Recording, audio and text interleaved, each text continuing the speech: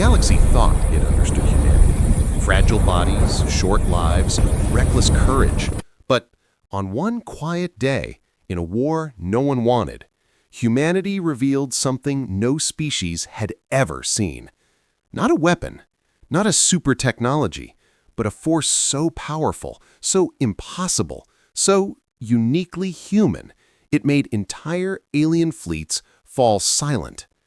This is the moment humans shocked the galaxy with their true power. The alarms began at dawn, a sharp metallic scream across every human colony station, followed by a single repeating message, unidentified fleet approaching, estimated time to contact, 30 minutes. No one knew who they were. They didn't answer hails, they didn't broadcast intent, they simply advanced, silent, massive, unbroken, across the void. Human defense ships scrambled, pilots rushed into launch bays, automated turrets warmed to combat readiness, civilians sheltered in underground vaults beneath reinforced steel. Across the system, humanity prepared for the worst. But the alien fleet did something no enemy had ever done. They stopped. Completely. 100 starships froze just outside weapons range, forming a perfect wall of metal and shadow, like giants watching insects, evaluating them. Commanders whispered theories. A scouting force? A psychological attack? A demand for surrender? Human sensors detected no weapons charging, no boarding teams launching, no attempts at communication, just watching. Then the fear hit. Not the fear of battle, humans were used to that, but the fear of not knowing. Who stops at the edge of a battlefield and does nothing? Who arrives with overwhelming power and waits? It was Lieutenant Mara Sloan who broke the silence. From the observation deck of Station Icarus, she whispered, "They're not preparing to attack. They're evaluating us." But why? Why study humanity in total silence? Before commanders could agree on a response, something unexpected appeared on long-range visuals. A lone shuttle emerging from the alien formation.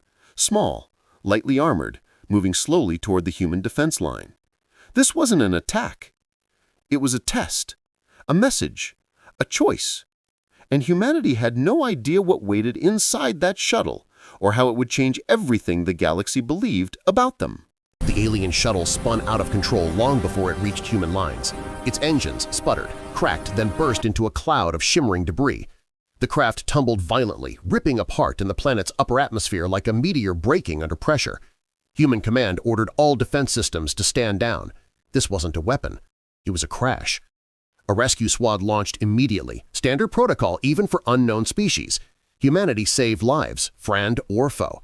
It was simply what they did. When the rescue team landed on a crash site, an open desert plain, they found the wreckage still burning, flames licking upward like orange ribbons. And there, crawling out of the shattered cockpit, was a figure unlike anything humanity had cataloged. Thin, pale, a skeleton wrapped in translucent skin. Breathing in short, painful rattles. He collapsed. Lieutenant Mara kneeled beside the creature. Its skin was cracked, leaking a faint blue luminescence. Its hands trembled as if the weight of gravity itself was too much. It whispered one word in a language the translator struggled to decode. "Help!" Two human medics worked frantically, stabilizing its breathing, cooling its overheated tissues, sealing fractures with emergency biophone. Within minutes, the alien's condition stabilized. Barely. As they loaded it onto the stretcher, soldiers noticed something odd in the sky. The massive alien fleet shifted. Not forward. Backward. A retreat. Why would a fleet arrive with overwhelming power only to withdraw when a single soldier crashed? General Hayes spoke the first thought everyone feared to say aloud. They weren't here to fight us. They were here to protect that pilot. But from what? Or from whom? The rescue alien regained consciousness just long enough to say something chilling. "They feared what you would do if I died." The team froze. Why would the galaxy fear humanity's reaction more than its military strength? What did they think humans were capable of? They were about to find out. The alien pilot lay in the medical bay of Station Icarus, surrounded by gently pulsing monitors and a room full of uneasy silence. Doctors worked carefully, speaking in low voices as if afraid that even sound might damage the fragile being. Humanity had seen hundreds of species across the stars, but nothing like this one. Delicate, almost ethereal, a creature that looked like it belonged in a world of low gravity and gentle winds. When it finally opened its glassy, reflective eyes, the room froze. Its first words were not a question, not gratitude, not fear. They were an apology. "I did not intend," it whispered, "to bring the Armada to your world." General Hayes stepped forward. "Then why are they here?" The alien's hands curled inward, trembling. "They believed," it said, "you would destroy us." The humans exchanged confused looks. Destroy them? Humanity had never initiated a war, never wiped out a species, never even attempted conquest. The galaxy knew this. But the alien continued. "There is a rumor," it said slowly, "spread across sectors. A belief." It swallowed hard, its bones shaking through its thin skin. "That humans possess something no other species has, something terrifying." Mara leaned closer. "What rumor?"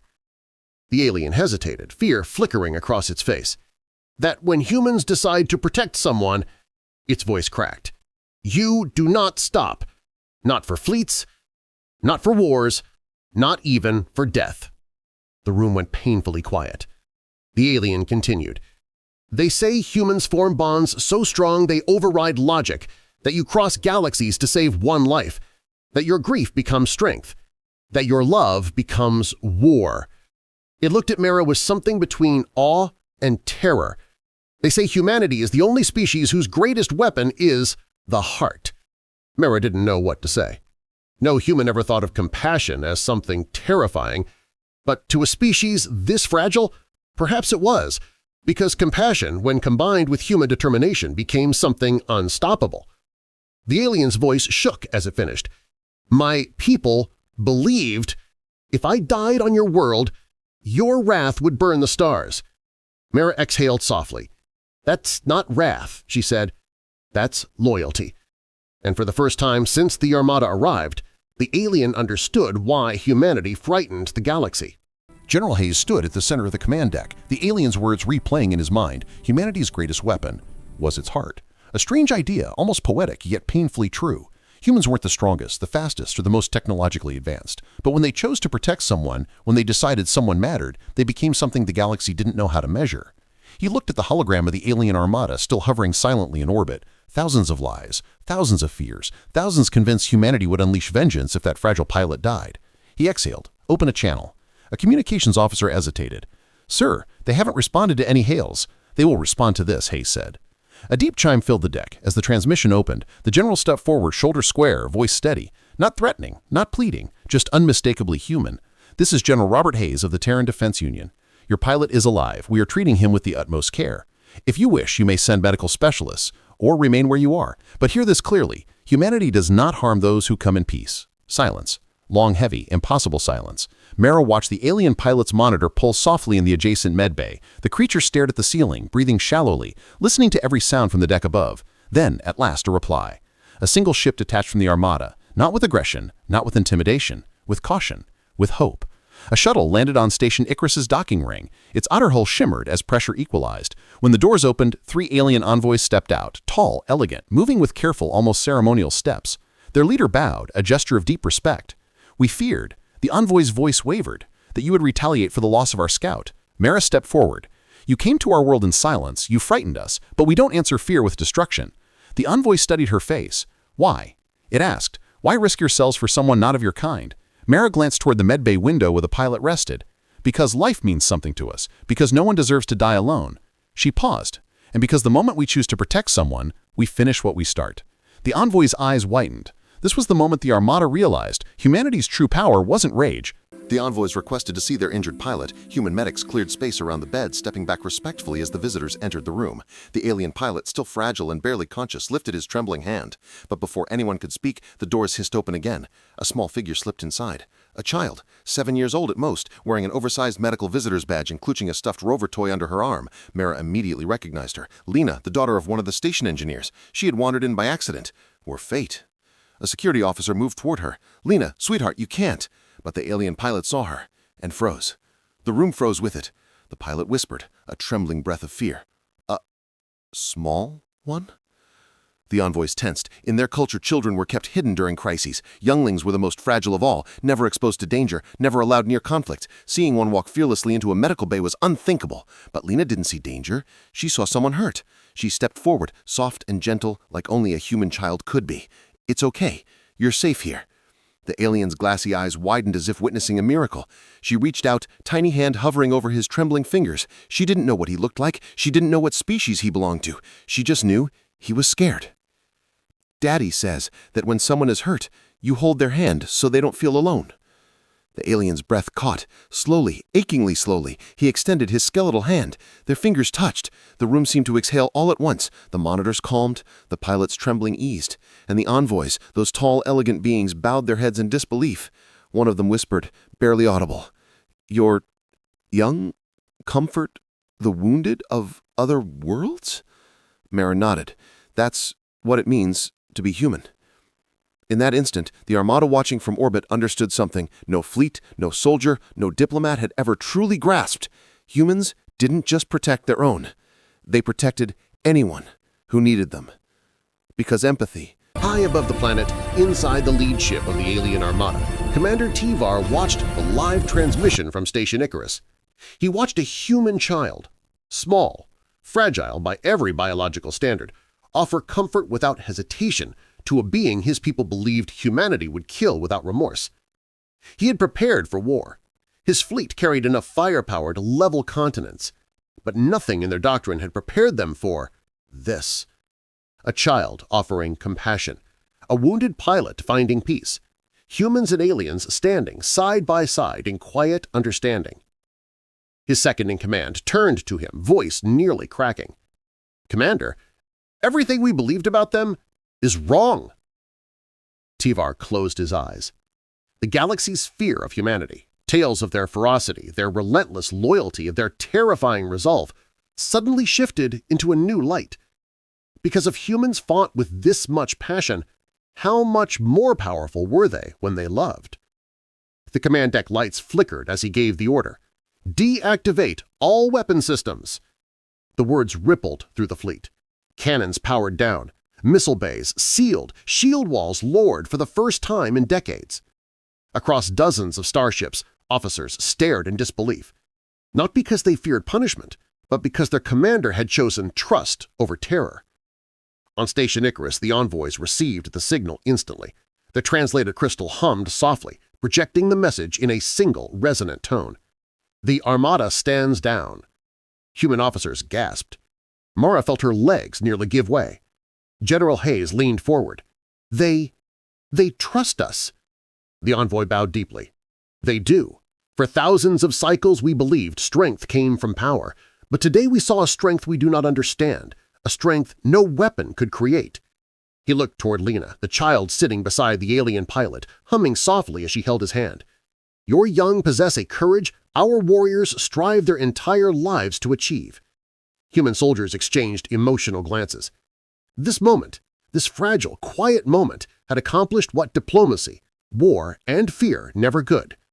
The galaxy had always prepared for humanity's rage, but it had never prepared for their compassion, and compassion disarmed an entire armada. The sun was setting over Station Icarus, casting long golden beams across the landing platform. The alien armada hovered silently above, no longer threatening, no longer judging. They had watched, learned, and now, somehow, respected humanity in a way that words could barely capture. Lena stood beside the fragile alien pilot, still holding his hand. Around them, humans and envoys alike felt a quiet awe. No weapons fired, no fleets clashed, and yet the galaxy had changed in that single moment.